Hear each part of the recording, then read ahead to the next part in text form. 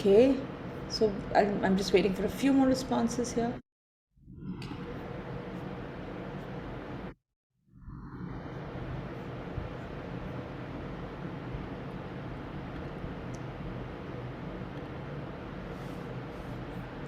All right, so that's what it looks like. Everyone's interested in everything. As you can see, psychology has really won this round, and that's not surprising. I've found that in the last few years, many students are getting into psychology and particularly into neuroscience within psychology, which seems to have tremendous applications. But we'll get into something specific like that in just a little while. So, what I'm going to do now is give you an overview of different subject streams and the career paths that they lead you to. I'll rush through it a little bit because there's so much out there and we have only so much time with you. While I'll rush through it, I also want to tell you that please feel free to put a question out there in the chat box so that we can respond to that, and I can just take it on so that whenever there is a particular there's a break, I can come look at the question and respond to that as well. Okay, one moment please.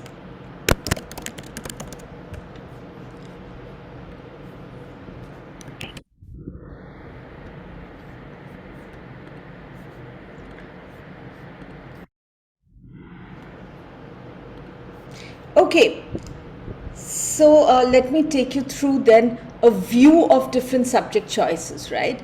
So what I've tried to do is I've tried to map on career options to specific subject streams, right? Which doesn't necessarily mean that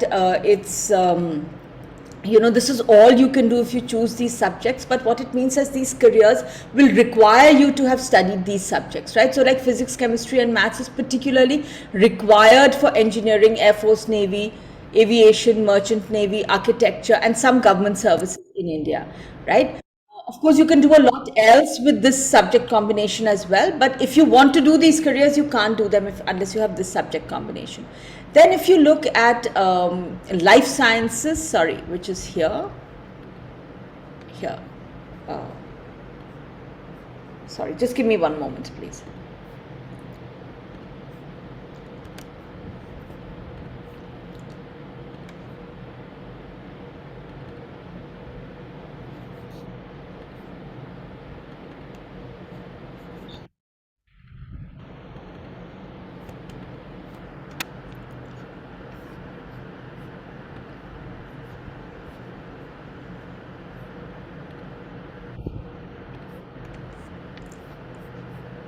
All right, sorry, I don't seem to have that slide correctly, but I'll run you through that in any case.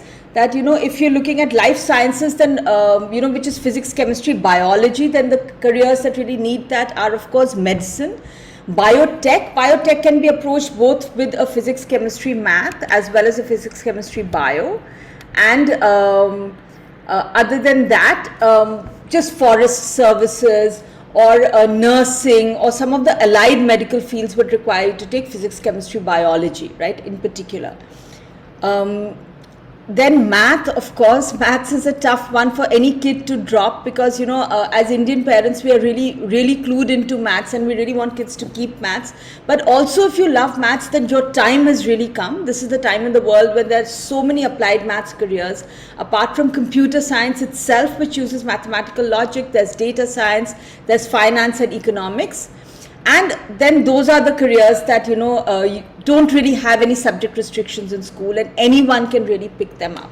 So what I'll do now is I'll run you through briefly the different areas and the different subject choices that are available there. And if you have any specific questions, you can ask, or if you feel that there is any specific stream that I'm not really covering or something you want to add to what I'm saying, please just put it in the chat and we'll incorporate that in what we say. Right, so let's look at the STEM fields first and look at what's really new and upcoming over there. What are the big fields today when it comes to STEM? So now here when I'm talking about STEM, I'm talking about the physical sciences, which means physics, chemistry and maths. And while we all know that engineering is a big thing for this stream, but if we look at what are the fields there's computer engineering, there's electronics, that's very, very big. Mechanical engineering, which is also, it had sort of become stepped back for a while, but now in combination with electronics, like what's called mechatronics today, there's huge growth in areas like IoT, in areas like robotics. So, computing, electronics, mechanical, you really can't go wrong today. Biomedical is another very emerging field where, I found many students, they saying, I'm interested in biology, I'm also interested in physics. What can I really do with it? So biomedical engineering is like working on medical gadgets and equipment, like, CT scan machines, prostheses, robotic surgery equipment, and so on. Transport engineering is very big, whether it is automobile or aeronautical, given, space travel is expected to, of course, it's been slowed down because of COVID, but not only space travel, but also in-city air travel, a lot of transformation in the aircraft industry in terms of speed, in terms of what's possible. It's an area of great growth. Food technology and food engineering is another great growth area. Chemical engineering and food engineering are quite close, but chemical engineers also work in pharmaceuticals and cosmetics. So those are some of the big fields within engineering that are really attracting a lot of jobs and where a lot of opportunities are available for people. Then, if you really have a kid who's really into science, then basic and applied scientific research, there's a lot of funding available for this all over the world. The only thing is that it takes 10-15 years for any research project to really come to fruition. So you want the student to have that much passion and that much staying power really to build a career within research. Luckily for us, we've met some brilliant students who love doing research, and there are a lot of international universities that are looking for students like that. So the world really abounds in opportunities for research. Architecture, now architecture and interior design, I put it over here as an emerging field because yes, there's a lot happening in architecture because of, now smart gadgets, because of work from home, offices are changing, the way we travel, the way we live, the way we entertain ourselves, everything is changing. So of course there's a lot of opportunity for architects, not just in residential architecture, but in corporate and commercial architecture. Even space architecture. I had a student who was hell-bent on space architecture, and we were like, where will we find a course in space architecture? And we did in Singapore find a course in space architecture. So there's a lot happening. At the same time, architecture remains a very demanding area, which means that you need to have a scientific bent of mind, you need to have an artistic bent of mind, you also need to be hugely entrepreneurial, because a lot of successful architects are people who lead their own firms. So you need to have that sort of energy to really build your reputation out there as an architect. And these are some of the other fields that require physics, chemistry, maths, which I'm not going to go into in great detail. All right, so quick view at the life sciences now, and what are the fields within the life sciences. Medicine, of course, after COVID, nobody has to ask whether it's a field where there's a lot of scope. Of course, it's difficult, we all know, and which is why I hardly find any students who say, I want to study medicine. I hardly find any parents who tell their children ki beta doctor ban jao, as it used to be in our times. But I find that the kid who succeeds in medicine is a child who's so hell-bent on doing it that they're almost doing it against their parents' wishes, saying, no, I want to be a doctor, and the parents are saying, nahi beta, don't do this, and they're saying, no, this is what I want to do. But apart from, of course, medicine and surgery itself, which are huge, as we all know, there's a lot of scope within research in medicine as well, and a lot of allied medicine fields like, microbiology, neuroscience, in which a lot of research is also going on. Then biotech, as we know, it's probably still emerging in India and not so huge. Abroad, if you look at US and Europe, you'll find that there's a lot of investment in biotechnology research, whether it is genetic editing, whether it is genetically modified foods and animals. A lot is already happening, some legal, some not so legal, as far as, genetic research is concerned. And 3D printing of organs, organ culture. So there's a lot of scope over here, again, for someone who has a view for a long career. Like, any research project would take like 8 to 10 years and billions of dollars before it really comes to fruition. Unlike the COVID vaccine, which has really been accelerated, but otherwise it is a long gestation career, and you have to have the passion for that too. for it to work out. Again, these are some of the other allied fields. I've put them over there, but I'm not going to go into depth here. If there are any specific questions, you can just put it in the chat box. Okay, now for math, right? So like I was a student who loved math, but I was pretty much told that, you know, if you study math, there is no real career for mathematicians out there. This was in the previous millennium. So I was like, yeah, okay, fine. They said economics kar lo beta, economics mein bahut scope hai, you know, so that's what I did. But luckily for those of you who love math, those students, parents whose students, kids love math, there's a lot that you can do with mathematical aptitude today. Computer science itself is extremely mathematical, and if you have an aptitude for logic, then, you know, whether it is artificial intelligence, machine learning, natural language programming, there's so much robotics itself, there's so much software component within robotics. I just want to tell you that to study computer science, you don't have to do physics and chemistry. If you're applying to the US and Canada, then yes, they like to see physics and chemistry in your subject choices. But if you have maths and computer science, you will have some options. In India, just having maths is enough for you to apply for computer science. In UK, again, there are some courses that will be available for you with just math. There will be other courses that will require you to have at least one more science apart from math to be able to apply for computer science. It's not necessary to have studied computer science in school to be able to apply for computer science. Of course, then a huge thing that mathematicians can do is work in mathematical modeling within finance, right? There's a lot that they can do in investment planning, investment advising, in private equity, in mutual funds and hedge funds, in stock and cryptocurrency analysis. You know, with blockchain coming in now, a lot of new mathematical modeling is required for a lot of new financial products that are coming in. A lot of fintech works a lot on, you know, mathematical modeling and data modeling. So if you're really into math, then, you know, the whole world of finance and investments offers you a lot of opportunities. Then of course data analytics, which we all know about, that data science sort of brings in mathematics and some technology. So you do need to have a little bit of an aptitude for coding as well if you really want to build a career in data analytics. And then of course, you know, almost all industries are open for you, whether it's government, whether it's human resources, whether it's sports analytics, music analytics, within customer research, within marketing, within recruitment. Google uses a lot of analytics to recruit people, you know, matching new CVs to old CVs that they have of people who've done well in their system. So that's another huge field that those with a love for math can go into. And bioinformatics, of course, combines maths and computer science with life sciences. Okay, so that's really as far as the three big streams are concerned. Now what I'm going to take you through, that's really not linked to any specific career, but it would be something that almost anybody can apply for without any specific subject options really.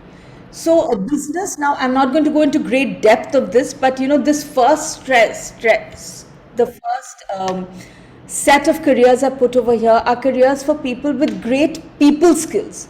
So, you know, since I've started working in career guidance, I meet parents who bring their children to me and say, you know, ये बिल्कुल नालायक बच्चा है, कुछ नहीं करता है, सारा टाइम दोस्तों से बात करता रहता है. And I'm like, you know, well, put the kid in some business field that really rewards that. Because as we know, people skills, being able to connect with people, being able to network, you know, that's very critical in business, for growing a business, for growing your own career.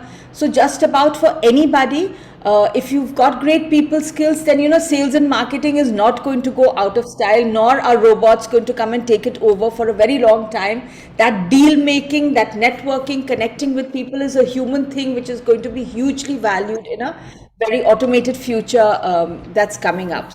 Sales and marketing being one field, social media marketing, then corporate communications, whether it's for business or for politicians or for sports people, you know, sort of what we also call image management.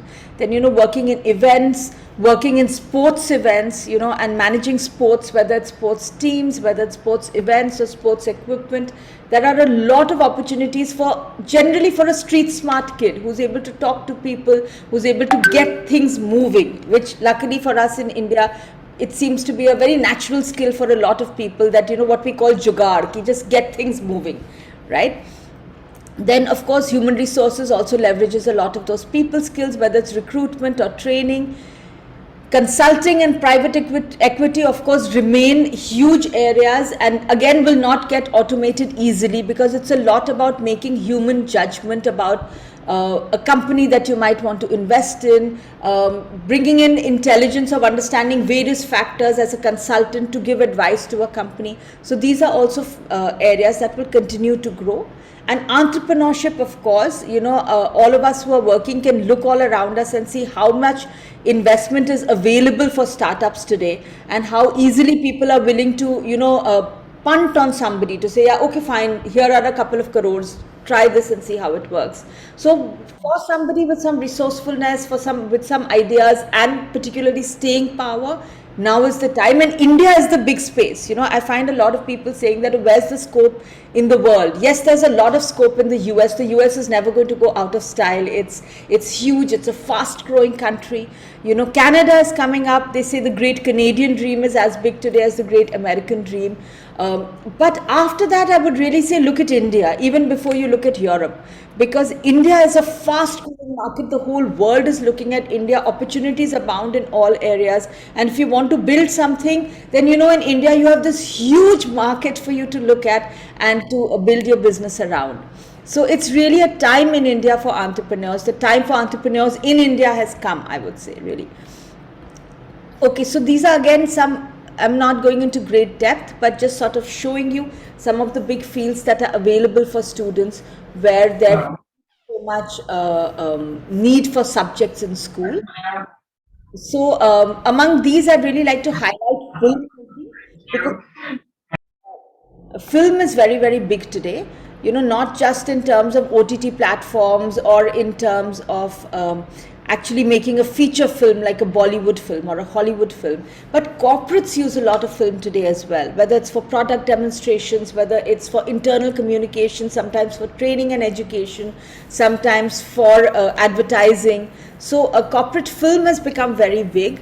And if you look at if you go to any of the big corporates and the big tech companies, for instance, and you look at the jobs they're advertising, you will find jobs for people, whether it's Facebook or Google, because they advertise their jobs so openly on their websites. If you go and look, you'll find that in all locations they'll have jobs for people who have specialized in film, for people who've specialized in graphic design. So there is a lot of opportunity for film today. Of course, it's not as structured as a regular corporate job that you'll start as a junior filmmaker, then you'll become a senior filmmaker, then you'll become a senior director. You still have to find your path, but the opportunities are really out there. All of media is sort of unstructured, and I assume will always remain like that, where you really need to use your staying power as well as your network, your passion to hang in there till you really get the big projects and start earning the big bucks. Okay, now another big field today is design. And design, in terms of its scope, in the last 17 years or so that I've been working in this field, I've found that it's really expanded and it's really grown in terms of just jobs. If you just go to an indeed.co.in or in any Indeed.Australia and you just check and see jobs for design, you'll find that there are easily 20,000, 30,000 jobs listed for designers in any location. So, but which fields in design? So these are the big areas in design where you can expect to find a lot of job opportunities. So graphics and visual communication, of course. Web, game design, UX, UI design, of course, that's very big, as we all know. A lot of designers today find that you finish your design education in interiors or in fashion, and then you find a job in UX design, and then you just plunge in there, right? So that's it's like what happened with engineers at the turn of the millennium, that you would study any engineering and then you could easily get into computer engineering. So web, UI, UX design is like that today. Then industrial design, which is designing heavy industry products like cars or mobile phones or aircraft, that's big, of course. Product design, which is not so heavy industry, but simpler production processes like shoes or accessories, cutlery, furniture. Again, with IoT coming in, with the is being redesigned. Product design is very big. Toy design is a big part of product design as well, right? Um, fashion surprisingly has not only grown in the last few years, but has continued, both in terms of, affordable fashion design as well as fashion management, which is, managing the retailing and the growth of a lot of fashion brands. So, or one of some of the students who are attending, if you find that you have a natural inclination for visual art, or if you have natural visual skills, then just joining a generalized design course, you don't have to over specialize too early. Just join a 4 year or a 5 year course in any location and use that time to find the area that you're really good at. And then you'll find that, there are a lot of jobs available. And eventually, if you want to set up your own design firm in any of these fields, you could. Of course, there are other fields in design. I've just highlighted the ones where I feel that there's maximum scope. All right. So then academics, that's another big one. And Manisha ma'am can also give us a little bit of an insight into this. K-12 education itself is a big field that is growing. And in terms of, sorry, someone has a question here. Do we need physics and chemistry for all design courses? For none, actually, except for industrial design. So industrial design typically, it requires you to have studied engineering or have studied some technical fields, for you to get into industrial design. Though there are people I know who are working in industrial design who did not have an engineering background, but for none of the other design courses are there any requirements. There is one university in Gujarat, which is CPT, I think, which requires physics for architecture, as well as architecture everybody requires it, but for interior design they require you to have studied physics. Otherwise, not in any other location that I'm aware of. All right. So, like I was telling you, K-12 education, which is, school teaching, school leadership in the medium term, school management or education management, things like Khan Academy or Byju's, or if you look at a lot of the online education coming up, edX, Coursera, people are setting up online schools. So there are a lot of jobs available. And, with the 7th pay commission and with, school leaders being paid corporate level salaries, there is a lot of growth there for intelligent people who really have the passion for education. And Manisha ma'am, if you want to just put in a word over here. I think for academics, always, in case you're looking at teaching, you should have a passion for teaching and working with children. You stay young and you have a passion for a subject, or you want to do even sports teaching, because many children are very fond of sports. So, it opens that door for you as well. You can do physical education. Many boys like that because they like sports, and now sports management is coming up. Academics, pure academic subject teaching is there, but of course, you can also look at university teaching. You could look at designing of curriculum. And like ma'am said, Byju's and online courses are available. So academics has a lot of scope. But the thing is, you should have a passion for the subject and liking to be with children. I think those two are critical to Absolutely. pursue a career in teaching. Crazy, I imagine. Yeah, if you really have to enjoy being with them, because then they can really drive you up the wall otherwise. Yeah, right. So if you cut out for this, so school education and then academic research and teaching, we're referring to university education, which is really growing with the number. If you just look at India, since 2015 to about 2025, we expected to have about 700 new universities in our country, right? So not all of them, of course, are, fantastic universities.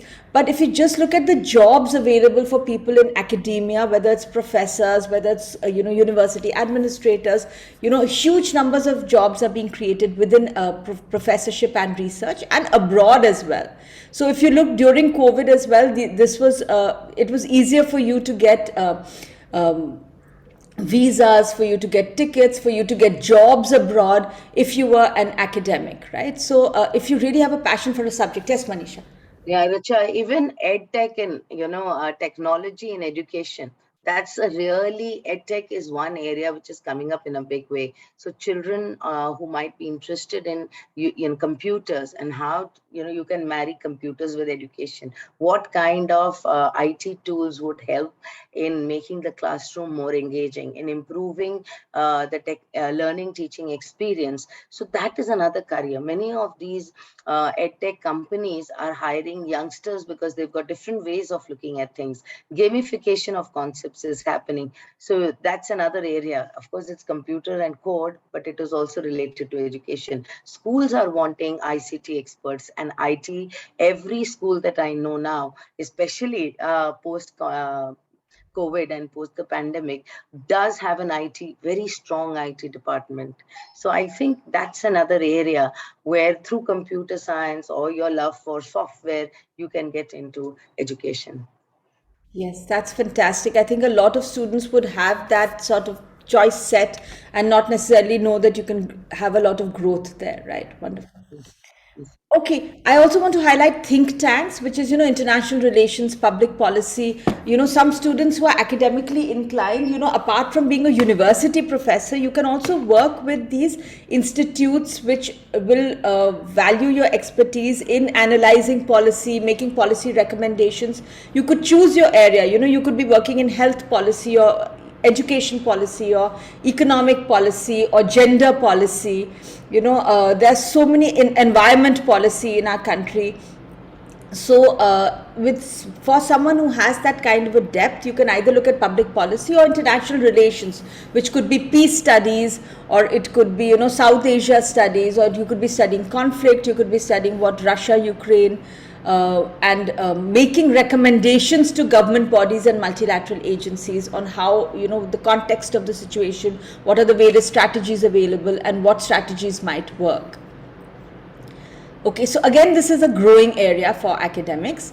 Then finally, psychology, which is also an extremely academic area, and though I've not written it out over here, but neuroscience, sort of the poster boy of psychology today, that's really a big field. So neuroscience will really combine psychology with biology and talk about how our neurons really impact something. How do we learn? How do we observe something? When I see an ad, then where does my eye go first? So there's a lot of technology being used to map people's neurons, whether it is advertising or marketing, sort of saying that in marketing collateral, what do people see first? What do they see next? Just, heat patterns are being used to do that. For UX design, a lot of neuroscience is being put into it to say that, how are people likely to navigate a website or an app? Then neuroscience is, of course, used a lot today in rehabilitation of someone with injuries, or psychological therapy, neural networks, sort of understanding how humanoid robots might learn, learning from how our brains learn and how human beings learn, right? But apart from neuroscience, psychology itself as therapy, if you just look at, again, I'd invite you to go and do an Indeed.com search on psychologist jobs in Australia, in Canada, in UK, in the US. You'll find that thousands of jobs are available, and therapy sessions are quite expensive. People get paid quite well as well. India is also getting on there. My kids tell me that, having a therapist is cool. So if I was to say counselor, they'd say, oh no, just call her a therapist. It's cool to have a therapist today. So, and I believe we can all do with a little bit of therapy. So, and that's sort of coming into India in a big way. So whether it's clinical psychology, which is working with individuals, or industrial psychology, which is working with organizations, or counseling psychology, which is working with healthy people but individuals, there's a lot of growth over here. Psychology also opens other fields like business, sales and marketing, human resources, right? Like I said, UX design. So it's a pretty good undergrad course to study. I always feel that if children are eventually looking at business, then doing a BBA may be one way to look at it, but you may want to do a specialized course instead at the undergrad level, which could be psychology, right? Because, it's so critical to business, or it could be design, or it could be data science, or it could be math, but something at the undergrad level that creates a specialization. Okay, so the rest, as you are aware, again, art is not going to go out of style or get automated very easily, even though robots are making music, and apparently even writing stories, but still it's a human field, and with so many OTT platforms, there are a lot of opportunities. With Instagram, there's a lot of opportunities for people to launch themselves, but art always will remain something that is a risky endeavor, and you might want to keep 5 to 10 years to check it out if it works. Have some sort of backup plan, have a job to go to and pay your bills till you really start making money from your art. And finally, these are all the other careers which don't require any specific subject choices, which is law, litigation, again a high growth career. About law, I just want to give a quick overview, which is that, law, while it's a really big and growing field, it's not really for everybody. A particular kind of person does well in litigation. If you look at it, litigation requires you to be a great orator. It requires you to be pretty hard-headed and have a hard stomach, because you might be getting bail for criminals in the early years of your, or even in the later years of your career as a lawyer. So you need to be very clear that this is what you are getting into. And also it takes 5 to 10 years for you, I would say 10 years at least, for you to build your reputation as a litigator before you start earning the big bucks. So that does take time, and you need to be prepared for that. Corporate law, on the other hand, there are structured law firms. There's a very clear career path. In 8 to 10 years, you're expected to make it to partner of a law firm. The money is very good, but it's also very long hours. It's extremely structured. It's, extremely detail oriented. So if you're a highly creative person, then there are two careers I feel that would not really work for you. One would be corporate law, and the other one would be medicine. Because, in these fields, it's 15 years before anyone wants to know what you think about it. They just put your nose into it and do it. Don't tell me what you think, right? So, for people who continuously need to create, these might be careers that may not work for you. But if you're structured, detail-oriented, logical, go for it. The sky is the limit. And finally, I just want to highlight social work. It's growing, despite, whatever happened last year within India. If you look internationally, what you really need is to find a specialization. Like you're an environment science person, or you're a health policy person. What's your area? And work in it for a few years, do a master's of public policy, or do a master's in social work, maybe do a PhD in that area. There are so many huge international NGOs that are looking for specialized people to hire. Then you can, in 10-15 years, look at roles within multilateral agencies like WHO, UNESCO, IMF, and so on, or even work with corporates that are funding social projects. So it's again a field where there is a lot of opportunity available. I just wanted to give everybody an overview of different subject streams and what's available in that. I'll stop sharing my screen now and see if there are any questions here. And Ankit, if there are any questions from the forms which are related to this, please put it over here.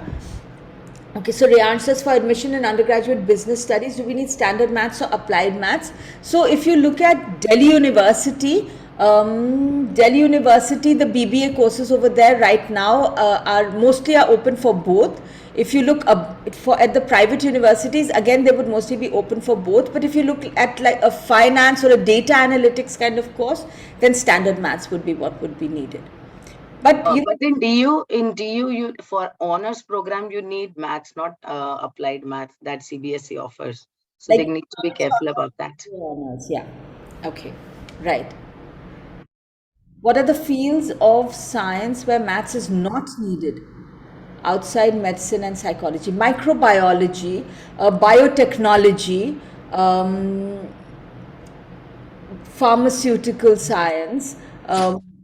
You could math is not needed in 11th and 12th. You could be looking at food technology abroad as well without having studied maths in 11th and 12th. What are the opportunities with economics? So see, economics, I studied economics because I was told कि economics में बहुत scope है. So I'll tell you कि उसमें क्या scope है. So you can do an MBA. So you can study economics, do an MBA, then you start working in finance really. If you really want to leverage your economics education, you're working as a financial analyst or as an economist. But if you are working, if you do a master's in economics or a PhD in economics, then either you can work in policy, like I was telling you about public policy, so you can work in think tanks in economic policy, you can work with the government in economic policy, or you can work with universities as an economist. right? You can work as an economic analyst with some investment firms, but that you can do via an MBA just as well. So roughly those are the opportunities with economics. Of course, you can do just about anything, but if you want to leverage economics, then these would be the main ones. I hope, Aarti, I've answered your question. Is math essential if someone wants to pursue economics? Yes, now it has become in India. There was a time when there were economics courses available for students who had not studied maths. Manisha, would you know, you're saying in Delhi University you do need standard maths for applying for economics honors. There could be some universities across India where you might be able to do it with applied maths, but I've not come across an economics course where no math is required. Because as you pursue economics in the higher classes, it becomes very mathematical, a lot of graphs and a lot of data to be interpreted. But I think there is a BA pass course with economics, but does not require math. But you'll have to check up on that in DU. I just read that with CBSE applied math, you cannot do an honors program. That's what I know in most subjects. That's why I just wanted to share that. Delhi University also has a career course guide where it tells you what are the subjects required for different career courses. You could also, children, have a look at that. Yeah, Ankit, see if you can find a link to that and we can share that by the time we are done with this. Okay, so is maths essential? Can one do PCB and economics? Yes, why not? It would be a lot, but when students are choosing 11th and 12th courses, I think sometimes students are ambitious, sometimes parents are ambitious, and then sometimes you find that it just becomes too much for the student. So if you've picked up PCB and economics, you're taking on a lot. So you need to know that from the very beginning, then you are running from day one at very high speeds to be able to cover all of that, right? Yeah. Typically, they take up physics, chemistry, math with economics. So either they'll go for the economic stream or they go for the science engineering stream. And many children, because 11th and 12th, they're very young to really decide what they want. So the combination that is really an umbrella combination which keeps the whole world open to you children is if you keep physics, chem, math and economics open, then entire humanities, entire science and commerce also is open to you because you've done math with economics. So think about that. At least with the IB also we tell them that it's the toughest combination, but it is gives you the most choice. Absolutely. I also believe that it's good for you to have thought through a little bit before you make the choice rather than just choose everything to keep everything open, because then sometimes, the whole thing can collapse. So it's good for you to know this is what I want to do, or that, if it really works for you, then work really hard from day one for it to work. Deepti, this is answering your question because I think you joined late that, what can you do with physics? So these are some of the big fields that are growing, the first three mainly, which would be the big growing fields that you can do with physics. Physics, chemistry, maths typically in India. This is the life sciences one, but this is the other thing you asked, which is the big fields with mathematics. Right? This is the big ones that you could be looking at. Okay, so just a couple more questions and then I want to move on to Manisha ma'am's area because I think that's something which we can all learn a lot from. Is there any way I can do a bit of part-time job to get to know my choices and interests better? Yes, definitely. In fact, a lot of students do internships even in grade 11 and 12 now, which is not easy to get, or rather it is easy to get through your parents' contacts. It doesn't, or if sometimes schools put together internship programs, you can join that. There aren't many advertised internships for school students. But during your graduation, of course, there would be a lot of opportunities and you must do that to, get to know your choices and interests better. Even doing online courses is a very good thing because it lets you see that does that material interest you. Looking at TED Talks in an area that you're interested in also lets you see how much, something interests you or not. Okay, what is the scope with sociology? Okay, last three questions I'll quickly. Scope with sociology would mostly be academics.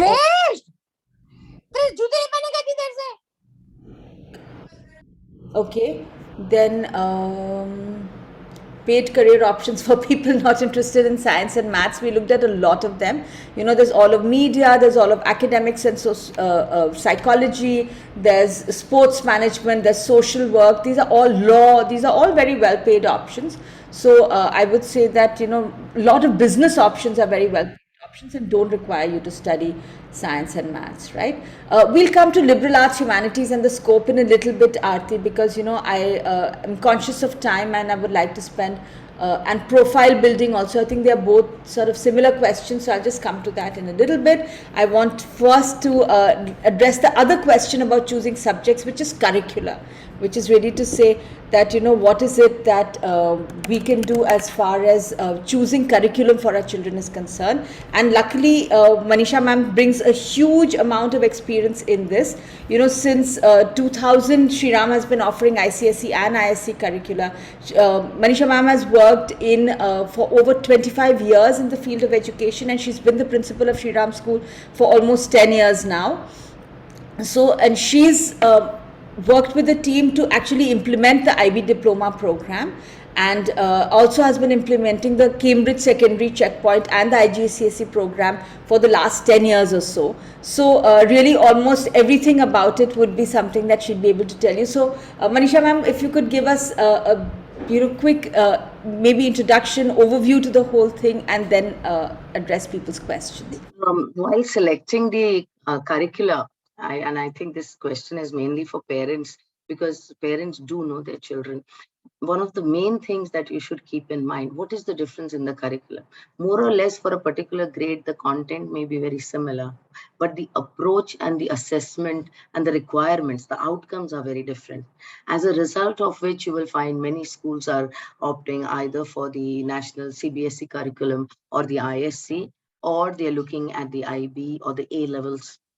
And but each of these curriculum also has some advantages, some skills that it lays emphasis on, and a certain type of child may enjoy that approach to teaching and learning. So the journey becomes more understanding, more meaningful, and also skill building. So content is taught in all four, but some are more content heavy than the other. So for example, if you were to look at the IB curriculum, which is like now the IB diploma program, if I were to say that when I first came across it in 2004, and I was the IB coordinator, we were establishing the IB diploma program in our school, and I attended my first talk about what the IB diploma program is all about. I said, I wish I had learned this way. It is so very skill based, and I'll start from there and talk about the other curriculum. It gives you a wide choice of subjects. You can study subjects to a greater depth, or pursue your interest but not study it to a greater depth. So out of 6 subjects, you have to do 3 subjects at higher level and 3 at a standard level. And standard level means you'll do some topics not to a greater depth. But suppose, I know many of you have been asking over here, physics, chem, maths. Okay, I want to become an engineer. Physics, chemistry, math can be done at a higher level, but I want to keep economics alive. I want to keep 2 languages are necessary over there. So I'll keep 2 languages and say economics at a standard level. That means I'm studying them, I'm keeping my interest alive, but maybe not to a great depth, because I am very determined I want to be an engineer, and those are my first love. That is something you can decide. So it gives you a lot of choice. Secondly, if I want to pursue a liberal arts program, also it builds you for research and prepares you for it's really a pre-university course. It builds you up for research. So if you're going to the university, it has got something called an extended essay, which is a 4,000 word piece of work, which actually is like a mini MSc or PhD thesis. Like Richa ma'am was saying, you want to build a portfolio. Many children are interested in research. It gets every child to do a short piece of research, an original question that they investigate, collect data, and analyze. And they don't do it only for science. They can do it in science, in math, in psychology, in global anthropology, global politics, in English, in a second language. They can do it in art, music, dance, filmmaking. They've got so many options. So the number of options available in the IBDP program are a lot. If somebody is very strong with languages, they can get a bilingual diploma. They can study 2 languages at a higher level, or I have never studied Spanish, but I can study Spanish at an ab initio, which is a beginner's level. So IB diploma program, and it has got a component of creativity, activity, service. Over 2 years, that IB diploma is class 11 and 12 combined program at the end of it, when you give an exam. Now, what happens if I'm a student who's looking at a university in India or overseas? I have built a very strong portfolio. It's the emphasis in assessment is a lot on application skills, problem solving, creative thinking, reflective, and you have to be knowledgeable. That is the attribute you will develop over there, because the outcomes, the planning of the curriculum and the expectations are such that the children enjoy it. It's rigorous, mind you. It's rigorous, but it is a great way to learn. And it builds the skills of the 21st century. So children, if you're looking at the IB diploma program, then this is the advantage it has. Of course, with the IB, you can apply to US, UK colleges, maybe Europe. You can apply in 160 countries in the world, follow the IBDP, and they recognize it. You are standardized and benchmarked with the rest of the world, because your papers will go anywhere in the world for correction. So there is a standard that it maintains. Okay, so that is one. If you're looking with the IBDP program to apply in India, as of now, Delhi University does not keep any reserve seats. You will apply along with the others and you will give your predicted grades. Okay, given that it has got acceptance in Mumbai University, in Delhi University, Association of Indian Universities recognizes it as a class 12 equivalent exam. Okay, so there is scope over here. The best part of the IB is one is the diploma, which all Indian universities want. But another thing is certificates. So you can do 4 or 5 subjects at a certificate, not do the CAS, the theory of knowledge, and the diploma, the CAS, the theory of knowledge, and the extended essay, but do a certificate in 4 or 5 subjects. And many universities in the world, UK, Canada, and America recognize it. Also, you get scholarships far more easily. Even Oxford and Cambridge recognize it. So that is the essence and the strength of the IBDP program. It's rigorous, it's doable, it's not impossible to do. Okay, we established the IBDP program at Sri Ram School in the year 2004. We've gone through 3 evaluations. That's the strength of the IB.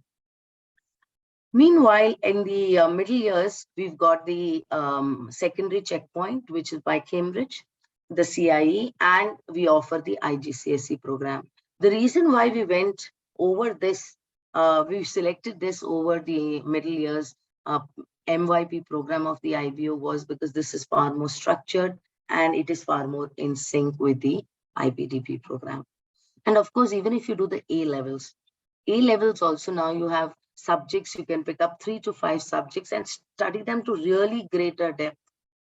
Children generally take 3 or 4 subjects, and they also have a pre-university program where they have subjects like CAS and extended essay. It's called the pre-university course that you do. So it's preparing you. All these curricula prepare you also for university, whether it's research, whether it's analysis, whether it's problem solving skills. Again, the Cambridge program and the IB lay a strong emphasis on application. They value student opinion. What does the student think of a program? All answers are not right or wrong. For example, I remember in the IB English 1 year, they study a lot, but you should enjoy reading. And they had an English paper where they asked children they read some 11 texts. So they asked them, comedy celebrates human weakness, tragedy celebrates human strength. Comment. So of all the books that you had read, of the stories that you had learned in English, based on that you analyze. See how it respects your opinion. They might just ask you, okay, you read this novel, Harry Potter novel, did you like it? Why did you like it? How did the author convince you that Harry Potter was the best character there and he was magical? How did she create magic? Okay, so those are the kinds of things they ask you. That's how English is also taught in the Cambridge program. So if something like this interests you, then that is the curriculum to follow. Okay, it's not all about university, it's also about what you enjoy. I remember I attended one Cambridge class in geography and they were studying urbanization. You know what were the children doing? They were planning their own city. They were given this huge chart paper and they said, we'll plan our own city. Or they use Minecraft to plan their own city. The children, some of them were very computer savvy. So they use Minecraft software to plan their own city. So then questions asked were, okay, why did you keep the fire station or the hospital next to the school? Should it be?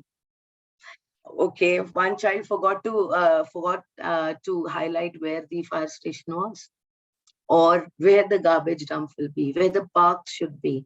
Should the park be close to a residential area, or a school should have parks or not? That's how children, it gets you and your parents, it gets the child to think and develop his thinking skills. Not that with ISC and CBSE children don't think.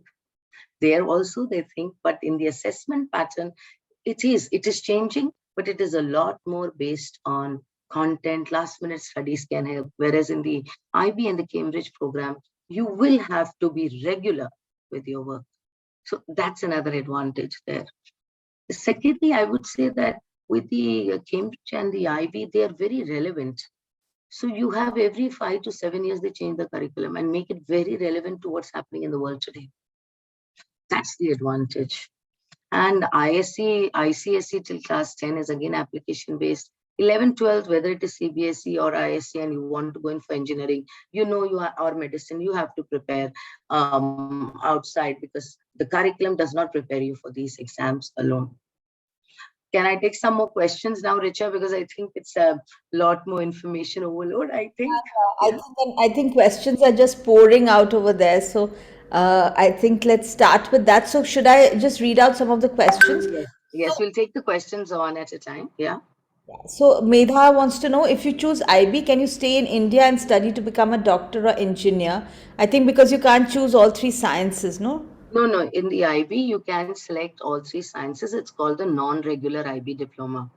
But the school where you are opting for it, there are two things over here, Medha, right? You said Medha has asked this question. So Medha, here you have to be conscious that physics, chemistry, biology, three sciences, along with two languages, and then you will not do group 3, but you will have to do extended essay, CAS, and theory of knowledge. 6 components. And the sciences in IB are very different. You design your own experiments. Okay, the internal assessment is such. They're very, very demanding. So to do 3 sciences, you should be able to cope with that academic rigor and convince yourself. I mean, be the kind of student who likes to read a lot, who likes to be committed, who's hardworking. Because with hard work is required in the IB program. It's academically rigorous. You can't do with last minute work. Non-regular IB diploma is there, but again, you'll have to give the medical entrance exam that we have in our country. So I would suggest, if you're looking in medicine in India, then CBSE or ISC will put less pressure on you. My recommendation. It's not that you can't do it. Okay, you get non-regular IB diploma. So there are children who will do physics, chemistry, biology, take up a Spanish or a French or Hindi along with English, and do the IB diploma. But if you do the IB and you're looking for colleges in America or in UK or in Europe or Canada, then you require 2 sciences, not 3 sciences. That's the difference. Bio and chemistry is far more important. With a math, or you can do a physics, chem, bio, but non-regular IB diploma, they don't want all 3 sciences. Yeah. So, in case somebody is doing physics, chemistry, and maths, and they apply for engineering, given that the fact that the IB results come out later, does that come in the way at all? Oh, no. What you do is for DU, you're talking about Delhi University? No, Okay. I'm talking for IITs and such, like for engineering in India. No, that doesn't matter. They give the entrance exams and the predicted grades are submitted. And in fact, because of the analytical and problem solving skills that the child develops, the chances of them doing well in IIT are much better. Okay, and because there is math modeling that they do as part of their curriculum, what you were talking about. So children do well, and then they apply. They'll give the entrance exam in April. IB exams are typically held in May if the school is going for the May session or the November session. If the school goes in for the November session of the IBO, then they've got 4 months and they can give exam after doing their 12th in April of the next year. Or or if it's a May session, then IIT exam typically entrance happen in April, and IB exams start end of April. So, that way there is no conflict. Great. So this is actually a very important question that Sheni Lepcha has asked, which I will also qualify a little bit more. She's saying, how hard is it to switch both from CBSE to IB? The qualification I want to add is that, is it easier to switch from IGCSE to IB, from ICSE to IB? Is there a preferred path like that? The preferred path, see, given that I have had children from CBSE also coming into the IB, from ICSE coming into the IB, and IGCSE coming into the IB, the preferred path would be IGCSE to MYP to IB, then IGCSE to IB, and of course ICSE to IB. Why? Every child from whatever curriculum you come, whether CBSE or ICSE or national curriculum, you will, even IGCSE, you will unlearn a little and then relearn because the assessment requirements are different. But for ICE, when you come from a national curriculum like CBSE or ICSE, a lot more unlearning and developing has to happen, learning has to happen. So typically after 3 to 4 months, they settle down. And I've had students who came in from CBSE at the end of 2 years who are very successful with top scores. I've had ISC student who join us in class 11 and they've graduated with top scores, and of course with IGCSE. But IGCSE to IB is a very much smoother, much easier transition. But of course, it's a step higher. It's a IB requires a little more from them. But it is much of the 3 curricula, it's the easiest to go from IGCSE or MYP to the IB program. Thanks, Manisha. So Rayansh has a question here, which is saying that, what subjects do we choose in IB if we want to pursue business studies? Okay, if you want to pursue business studies, see, typically in the IB program, every child has to do one English, has to do another language. The second language could depend on the school. At my school, we offer in Hindi, French, and Spanish. We offer it at a higher level or at the ab initio, which is a beginner's level. There is a group 3. So there are 6 groups, out of which 6 subjects have to be taken. All right. 1 science you have to do. Now, the science that you do could be environmental systems and societies, which is the easiest science, or biology if you find that interesting and easy, physics, chemistry. In group 3, you can take up economics. There is history, there is psychology, there is cultural anthropology, there is global politics if you so desire. So any 1 or 2 subjects from group 3 you can take. Group 4, you would have to take any 1 science. Math, you can do at different levels. You have got math, AI, applications and analysis and interpretation, or analysis and applications. So you can do at HL, SL level. And that's, your IB coordinator. If you're really interested, we can have a one-on-one and then explain to you. Or with Richa ma'am, you can have a one-on-one and she can explain to you on what basis that math will be taken. You can take a math. And then you drop group 6 and you can take eco business. So I would advise you to do eco and business studies and psychology, or eco and business studies, and then math at higher level. The rest you can do at standard level. Then you don't have to take a visual art or a theater art, which is group 6. So, here some people have been telling me this, which I just want to validate with you, that they say business studies is not considered a very valuable or a rigorous subject in IB. Is that correct? Yes, it is correct. And earlier, many of the UK colleges, like for example, I know that LSE would say that if a child has taken economics, business studies, and math, there is some overlap between eco and business studies. But there are many other colleges which consider eco and business studies as 2 subjects. So it depends on which college, which country you're looking at.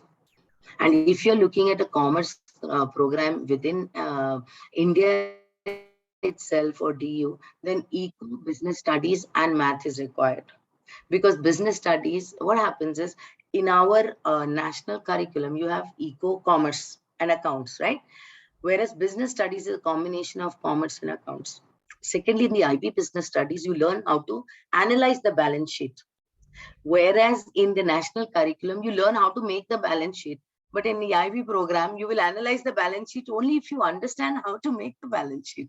So, that's a notch higher. That's the thing. Right, got that. No, so that's an important perspective on. So, sort of depending on where you are going, you should sort of see the requirements and then decide. It's very few colleges which don't which recognize business studies and eco are very similar. But for a business program, some bit of economics you need to know: market, microeconomics, macroeconomics, policies, trends. So that's why eco and business for a business program are very good. Given that I've had many children who do not take economics but take psychology with business and keep their math alive, because they feel you need to know your customer well. So psychology helps them. So business, psychology, and math is also good combination with 3 at HL, 3 at standard level. That's the advantage of IB. You can do subjects at 2 different levels. You get a wider subject base and choice also, because you are doing one science. You can keep that alive. Anytime you want to change SL to HL, 1.5 year, you can change it before you sit for the final exams. So that's the advantage. Wonderful, thanks. So Medha has a question which I'll attempt an answer to first, Manisha. The question is, the school would become very important in an IB curriculum since the teaching methodology would be very different. And I would say yes, from my experience of having met a lot of parents and students. What I've learned is that, a school which has tremendous experience in IB is obviously a better bet for you, but it also works for you to first speak to parents who've experienced the IB curriculum, and not just one parent who may have had, let's say, a bad experience, but 4 or 5 parents, so you get a view on how well different subjects are being taught in a particular school. So in Delhi, Gurgaon, for instance, there's Sri Ram School, of course, which is, I think, extremely experienced and very well known for IB, but there's also British School. The newer schools would be Heritage and Shiv Nadar that are offering IB. So I think that looking at schools where you see that the curriculum is established for a while would give you that value. Manisha, all yours. Okay. See, I would tell you, yes, the school matters, but more, the thing is, what is the approach of the school towards any curriculum matters more. That and the kind of teachers they have. I would say just some of the schools that I know, IB insists, and please understand this, IBO, before it authorizes you to give the IB diploma program, has an authorization process during which they insist that all teachers have been trained by the IB. So schools which are genuine with the IBDP program would have gone through that. They look at your lesson plans. They interview your teachers, the entire management, students, and parent body they meet before they authorize you to run the diploma program. And then every 5 years, they do a check. And after the authorization, they'll give you some commendations and they'll give you some recommendations for improvement. So that means they're constantly monitoring that the standard of the program is being maintained. So any school which has had the IB program for 5 years or more and still is authorized means that they are meeting the minimum standards of the IB program. They also monitor the grades that the school is assigning to the children and what they have actually achieved. They monitor that as well, the predicted grades and what the child has achieved. Because before the children sit for the final exams, the school teachers will predict for every child what they think in biology. I'm a biology teacher. So what will I predict for all my class cohort of children? And when the children attempt the written exam, after that, what is the grade they're getting in that subject? And if there is some discrepancy, they'll give feedback on the teacher to the school as well. So this is a very rigorous process. Great monitoring is happening. And that's why I think that if a school has more than 5 years or 7 years of the program, it's a dynamic system. Schools go, teacher turnover happens. But by and large, if they have got good grades and placements, then it is worth looking at an IB program. Yeah, okay. So 5 to 7 years is sort of like the magic number for you to. I think you could look at that. Yeah. So, but given that, when you're a new school, like I was in my first year, I gave it more than my 100%. As a team, we were so adamant that we have to get the best results. So we really worked with the children. And that's why I want to tell parents, you have to look at the commitment of the school and the management towards any curriculum, be it the national curriculum or the international curriculum. Their approach is what matters. That makes a lot of sense. Thank you so much.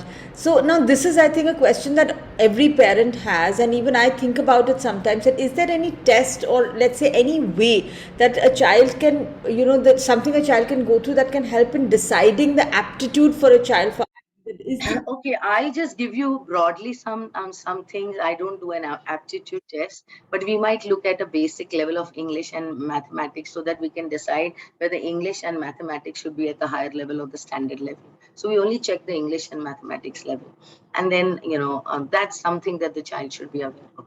A lot of reading is involved, and it's within 2 years that you have to bring the child. The child has to perform to that level.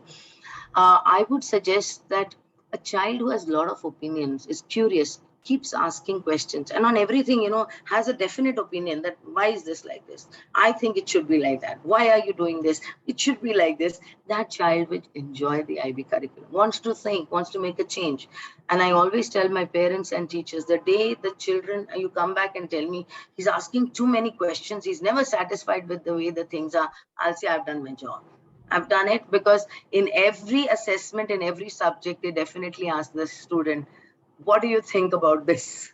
So, whether it's your internal assessments over there, whether it's the investigations you carry out, it will value that opinion. And if you enjoy reading, because in every subject, if you can read to a greater depth, you will flourish, whether it is the IB program or the IG program. Now, one child I think I saw in the chat asked me that IBDP versus A levels. IBDP gives you a wider subject choice, and two subjects can be done at a greater depth. With A levels, you restrict yourself to 3 to 5 subjects, but they teach you to a lot more depth.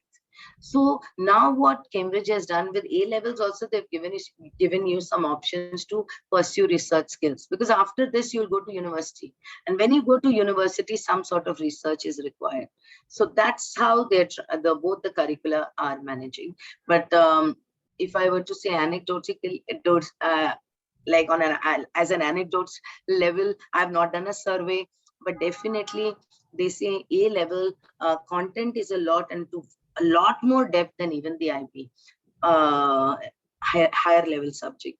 But given that universities prefer an IB student because they think differently, the profile of the student is different, and A level students also get into Ivy Leagues or any other college, and so do IB, and so do the national level students. I mean, my children who are doing the national curricula, ISC, or the CBSE, all go overseas. So depends on your portfolio, depends on your marks and grades, because whichever curriculum you take, there is no substitute for hard work. Absolutely. Great. So effectively what you're saying is if a kid likes to read and ask questions, then it's really up to your hard work now. Of And course, has an opinion. hard work required, right? That I do think parents need to be aware. Sometimes I feel that, I meet some students who are not performing very well academically in the national curricula, and that's often because they haven't built very good study skills. It could be because of some learning issue like an attention deficit, or it could be dyslexia, or it could be whatever, some reason that you've not got your academic act together by grade 10. So then I feel that moving to IB may be putting a huge challenge onto such a student. Do you think so? Yeah, and Richard, that is one reason. But another thing I feel is, if I were to tell you that the volume of topics to be done, okay, and the emphasis on content pushes the child to do more rote learning in the national curriculum. Whereas in the IB, I may have, for example, I'm a biology teacher, so I'll take an example from the sciences. Like I will conduct I'll design an experiment, I'll conduct an experiment, but I will then see, analyze my results and look at how to improve it. So, and in the exam also, they'll give me data and they'll say, look at this data, predict, evaluate, suggest. So, it's getting me to apply the concept, but it is building my skills of problem solving and inquiry. That is the slight difference that is there. Whereas if you were to compare the assessment pattern as of now, if it changes, and they are looking at changes in the CBSE and the ISC curriculum, it's trying to become more application based, and I'm very happy about that. As of now, that is the major difference. The internal assessment component and how the questions are asked. Last minute study can still help you do a little well in the national curriculum, but not IB and ISC, IG at all, because it's not just content and terminology, it's a lot more of the skill of applying. And now that ISC and CBSE are planning, especially the semester one, when the multiple choice questions came in different subjects, the children had to think, we had to train them. And if it's moving towards that, then I think it's great news. Yeah. Right. So what you're saying is that it could be that a kid is not thriving in that curriculum, but may be able to. Many thrive here. Many thrive here because they enjoy the fact that they have an opinion. They enjoy the fact that they read a lot and they get to analyze. At the same time, some children, I mean, I've very rarely had a child who's moved from IB back into the ISC curriculum. And, that's very rare. Got that right. So I'm Kamaldeep. I'm just taking a part of your question because Manisha ma'am has talked about children moving from 10th in CBSE to 11th and 12th, just saying that it takes longer to settle down. A But little bit, often do 3 months, depending on the child's ability, innate ability, but a little bit of unlearning and then relearning happens. Especially if the child enjoys reading, then the adjustment is much faster. The requirements, and if you're hardworking, whether you come from CBSE or ISC, you will adjust.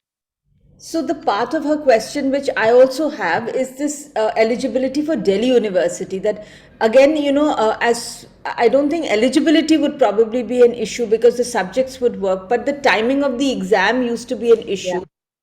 So do students study IB and go to Delhi University? Yes, but very few IB students actually look at Delhi University, and not because of they don't get admission, but the eligibility is requires that first you should have completed your diploma. Diploma means that you have to get a good score in all the 6 subjects, and you should have done your extended essay, theory of knowledge, and creativity activity service component. So once you've completed that entirely, then and your predicted grades match, because IBO gives you an equivalence of what a grade 7 means in terms of percentages. So grade 7 may be between 95 to 100%. So it gives you that breakup. So naturally it's competitive. If an LSR is looking at 98.9%, it is looking at grade 7 in all subjects for the IB. So there is that. Secondly, now what IB has been doing is that by 5th July, if your school goes for the May cycle, on 5th July evening, along with your IB grades, it sends you percentages. So using that, you apply to DU. So in the second or third list, your name comes in. We've had students who've gone to LSR or Hansraj, depending. And then, of course, after a year or two, they've left after a year for overseas, or 2 years, and most of them then do not enjoy that kind of learning, so they drop out and they go. That's been the trend so far. 1 or 2 students, I think one of them was doing history, and he was very happy with it. So when you apply to DU, you apply with the rest of the students at the same time. The school will give you predicted grades and a letter. It's recognized as a course by the Association of Indian Universities. So then DU takes. But DU has so much of choice that some of these, last year, if you were to see, most students from Kerala state went to Delhi colleges, so depending on percentages, it's very competitive, and IBO gives you grades in percentage equivalents also, through which you can apply. Then you are not at a disadvantage. Kamaldeep, also to answer your question, that apart from Delhi University, if you look at a lot of the excellent private universities that have come up, Ashoka, Kriya, Laksha, Jindal, Shivnada. yeah. Yeah. But No, I think I agreed with Richa. I mean, the question that you asked is that if a child hasn't got his act together on academic skills, is it a good idea for him to kind of move into an entirely new curriculum? So I think that is something that I completely resonated with. My 10th grader is struggles on that a little bit, but I do know that he's extremely opinionated and he's extremely vocal about what he thinks about issues, and he's a reader. And I feel that he somehow struggles with the CBSE curriculum. Then I it don't is know if worth. it's the Then it CBSE. is worth applying. Then it is worth applying there. But tell him that physical hours. See, sometimes children in the IB struggle because there's so much of internal assessment work, and their friendships and their other interests, that, sometimes work may pile up. But if he is committed, and I have seen very often, if a child wants to do the IBDP, then whichever curriculum they come from, they excel in it because they enjoy it. So let him explore the IB a little bit. If you like, you can visit any of the IB schools. Our teachers and our IB coordinator can talk. I'm sure most schools will give you the IB coordinator will give you an appointment. Yeah, Let I him would have be a look at interested. the IB textbooks. Yeah. And many children who may not enjoy CBSE way of learning or the ISC way may enjoy this, may not enjoy Cambridge, but may enjoy this. And it's worth it because, very frankly, I think when we were initially a cohort of 20 teachers and now we are even more, every time a new teacher is inducted into the IB, the first thing they say, I wish I had learned in this manner. Yeah. That is the advantage. Yeah. And one follow-on small question that I wanted to ask is that a lot of Indian schools have a parallel sort of track, which is the IB and the IGCSE track. There is another set of schools that are totally international schools like Pathways, etc. So who would do more justice to an IB curriculum? An Indian school running multiple parallel curriculums, or one school like a Pathways that completely is dedicated to IB? It depends. First and foremost, IB ideology is such that it promotes collaboration, not competition. It has definite philosophy and a mission by which it's not also grading children only by marks. If you were to see, for every subject, children get marked, but then they get a grade, and the grade boundaries are set depending on the performance of the children in that region, on the level of difficulty of the question paper. And the grade 7 is qualitatively defined. It is qualitatively defined as a person who's always almost doing excellently in all spheres of that particular subject. That's how they define it. Now, when you are doing the PYP, MYP, and the IBTP program, of course, it's a continuum. The settling in should be much easier, maybe for the theory of knowledge and the CAS and the extended essay or some of the subjects, but not for all. Why? Because MYP is not that well structured. Now it has been accepted even by Association of Indian Universities. Earlier, it was not so widely well known. And it never had an exam at the end of MYP. Now it has. Whereas the whereas the Cambridge program or the IGCSE is an examining board, the curriculum is much more structured. So the child gets prepared in a much easier, much more structured fashion and is ready for the IB diploma requirements. So when we did a lot of research, we compared MYP versus the Cambridge program, and then we opted for it. Secondly, for delivering the MYP, you need a number of teachers who have a different mindset who will work with it. And not all children flourish in that system. So I will not push it down. I've not done a real comparison, or there's no survey, but you can reach the IB diploma program through the IGCSE Cambridge pathway or the MYP, or even after ISC or CBSE, you can do the diploma. Wonderful. So here, Manisha, I have one very interesting question actually from Rajneesh. What he's saying is that how would you compare taking up ISC and putting effort into AP exams versus taking up the rigorous IBDP curriculum? And given that the target is admission into top USA universities, if that's the goal, then among the two, which do you think is a better option, ISC plus AP exams or IBDP? If you have when a child is doing very well in the ISC curriculum, okay, some of my students also go in for the AP, but when do they go for the AP? They either go for the AP because there is one subject they've not taken. For example, I have not taken up physics and I realize now I want to do architecture. So how do I fulfill the physics requirement? So I can do an AP in physics, okay? Or I want to show an Ivy League college that I am a self-learner.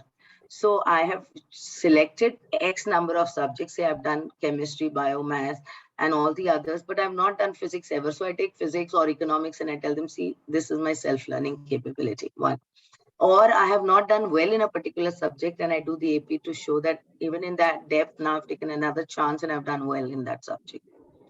Otherwise, if you have a good ISC score, you don't necessarily have to do an AP to show that you're good. right. I think that's a myth. If you talk to university officers, they say if whatever curriculum you are doing, if it's a most demanding curriculum on your campus and you are excelling in it, that's good enough for the Ivy Leagues. Then you can do SAT, children do SAT 3-4 times. It really doesn't help. First time or second time you do it, but give it your best shot, because the number of trials also puts you at a disadvantage.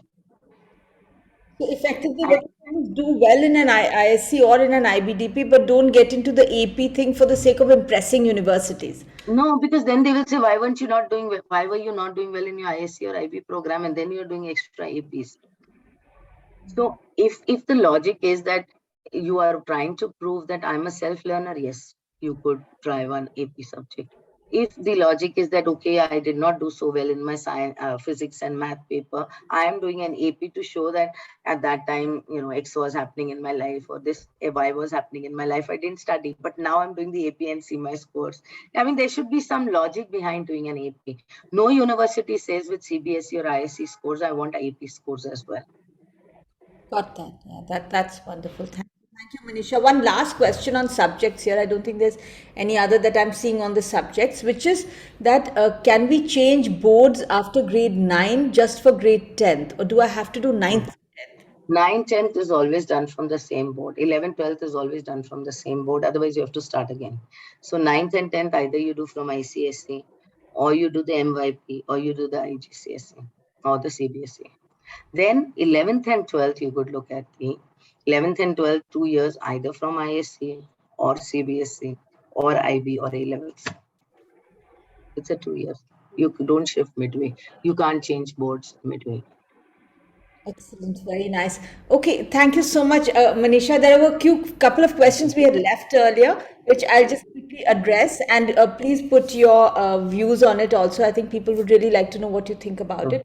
So one is liberal arts and humanities and the scope. So, firstly, liberal arts and humanities are not the same thing. Liberal arts is simply an approach to a university curriculum where they allow you explore subjects in the first and second year, so you can take like physics and philosophy, or you can take literature and data science, let's say mathematics, right? And then decide which subject you want to major in. Right, so that's what liberal arts means. So a lot of liberal arts universities like Kriya or Ashoka or even Flame will offer some science subjects as well. They'll offer computer science, they'll offer biology, physics, etc. Right.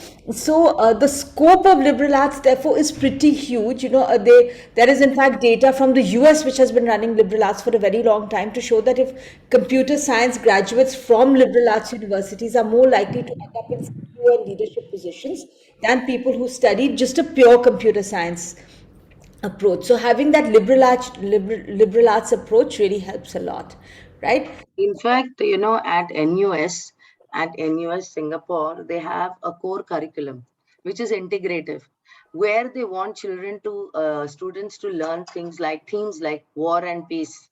So you will have a science person along with philosophy coming in, or politics, and somebody talking about what happened in war. It has its negatives, but some inventions happened during that time. So there are these multiple integrative themes happening. They zoom into subjects and issues and they zoom out. So you need not only people who are experts in their field, but you also need people who are going to push their own boundaries. So it is interdisciplinary, integrative disciplinary, so that you integrate 2-3 disciplines together to come to solving a problem. And that's why I feel increasingly liberal arts students are doing very well. Children who opt for philosophy, or philosophy students, when they apply to Ivy Leagues for masters, get in very easily, because philosophy gives them that deeper edge with any subject. So I would suggest that please do not look down on the liberal arts program. After doing liberal arts, children can also pursue a major in, say, biology. And I have had children looking at astronomy and physics, and then somewhere they were doing the classic languages. And I said, now why classics? He says, no, now I've got interested, so I'm dropping astronomy, but I'm now going to do Latin or Greek, and then doing very well in that area. So it's integrative, it's different. Coming up, and now he's working with some computer company where a translation from Greek into English and so on. Some software he is working on and developing. So children, even I believe that some of the larger firms are now looking at children or students who have a bandwidth of integrating different concepts from different streams. So one is specialization. So that's why they call it the T. That you have a wider umbrella of subjects and then you specialize in one. Perfect. That makes a lot of sense. Thank you so much. And the last question over here, which I'll quickly address, is on building profiles. And someone has said that, what kind of activities would you recommend for a student to build profiles? So, having worked with students over years, I've realized firstly that your grades are paramount, right? So first get your grades, then all of your profile will have limited value if grades don't come into place. Once grades are in place, I would say, let's see, there are many things available. There are online courses, there are summer courses you can do internships, you can do self-led projects, you can write a short research paper, you can work in an NGO, do some free work for them in an area.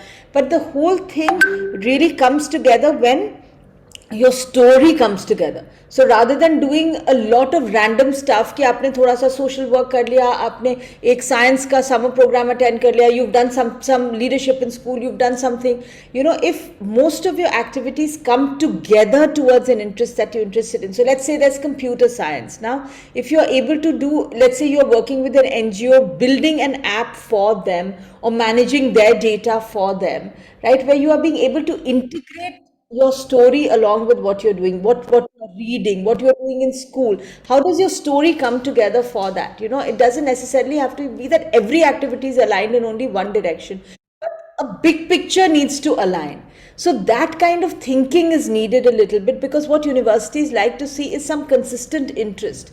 And with Indian profiles, often the profiles are quite haphazard, they are all over the place, right? That, you've done a few NGO hours over here, you've done some online course, you've done some internship in, whatever internship they could get for you. So, which is all right, it shows initiative, but a powerful profile is a profile that aligns well together. So, of course, a lot of opportunities are available. In the beginning, I had also showed you some of the summer programs which we've set up just for this profile building thing, where we help people build projects between, IoT, filmmaking, journalism, podcast, etc. Build your own channel, build your own projects. But again, all of that has value when it aligns with what you want to do. Manisha ma'am, your views on that? Definitely. See, depends on where you're looking. A research project for some of the Ivy League, very, very important. What is that special thing that you bring to the table? If you're saying, say, music is my interest, and that's why you are going to X college for music, then what have you done related to music? How did you pursue this interest or passion? So have you created a piece of music? Do you listen to music? Have you written a score? How will you do it? Have you done an internship? So that's what ma'am is saying, that it should all align to a particular subject. I've had a child who was so interested in computer sciences that he actually developed an app to help farmers get finance from certain corporates. So, he tied up with the corporates and he got the CSIR award 2 years ago. Richard, so I'm just giving an example to the children. He's interested in computer science. So what did he do? He's now at Stanford. He actually approached some corporates for some funding. Then he realized the poor farmers don't know how to fill up the form. So he developed a software by which basic details can be given orally and then something has to be done. I don't know how. And then he up to 20,000 or 30,000, they don't have to keep going to the banks. The corporates were willing to give them this microfinance, so that at I think no rate interest or something, so that they can buy seeds, they can do something. And this idea came to him because he had read a report in the newspaper about farmers committing suicide. And he was a computer expert. And he had gone for a rural SUPW trip. So he came back and he thought, I can help these farmers. I've just interacted with them. They get, exploited by the money lenders. So I want to help them. So first he approached his dad's corporate friends and said that, can you give me some funding? Will you be ready? 25,000, because seeds and some fertilizers require that much only for the farmers. He interviewed the farmers, got this information. He went to the corporates, he got the information. And then he created an app or a platform where the person just gives a few Aadhaar card and some few details, and then it happens. See how he's trying to solve a problem. Acha, now in school, whenever we had the Cyber Safety Week or Shri Tech, which is a computer science program, he was at the forefront designing things, influencing others, children participate. He held after school coding for some group of interested students. He started that society. Can you see how he's building his portfolio? He's interested in all that, but his scores did not fall. You have to remember that. His SAT scores, I mean, this was pre-pandemic, his SAT scores were also high. So that's how children, you have to think. If I'm doing music and I want to write about music or dance or drama or theater, at least I should have pursued it for 3-4 years. It can't be just the last minute in class 11 and 12 you do something. If it's a research paper, then it's an original question. You worked with, say, an IIT professor, you worked with a psychologist, you've done some sort of, I had a student who went and worked with a psychologist. She just observed and she was looking at art in psychotherapy to understand how, because she's an artist and she had taken art with psychology in the IB. So she said, let me look at how art can help as a tool in psychotherapy.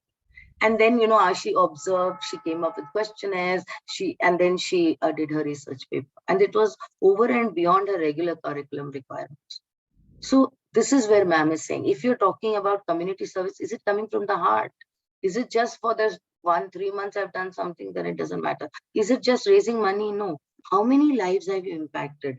How many lives have you influenced? What is the bigger goal that is behind your intent, behind your action? So, thank you. I just want to add one thing over here that, what I've learned as a counselor in profile building is that, see, there are so many opportunities available. Now, for a student to take it on is very tough because, they're really very little. They've not learned how to navigate adults, how to navigate organizations, how to navigate failure, how to navigate ambiguity. So, it really works if a parent is really mentoring and working with the student, not that you're pushing the kid, but you're just listening to child, giving advice, you're continuously involved, then the student is able to really make these things happen. Otherwise they remain concepts and then just some sort of showcasing, window dressing kind of thing only happens.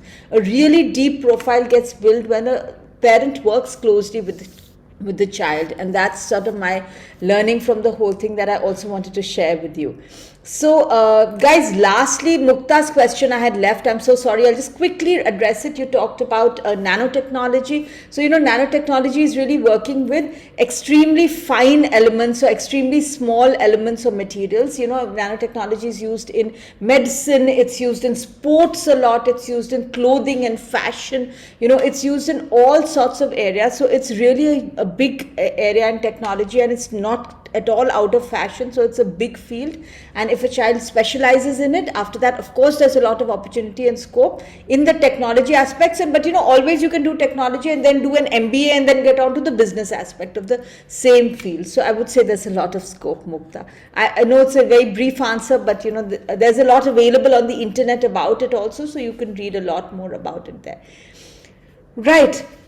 So I think with that we've sort of addressed everybody's queries over here, though I'm sure people will keep thinking about it, but we were so lucky to have you here and to have a lot of questions answered in depth. Really, really appreciate your I time. hope it helped. Yeah, thank you.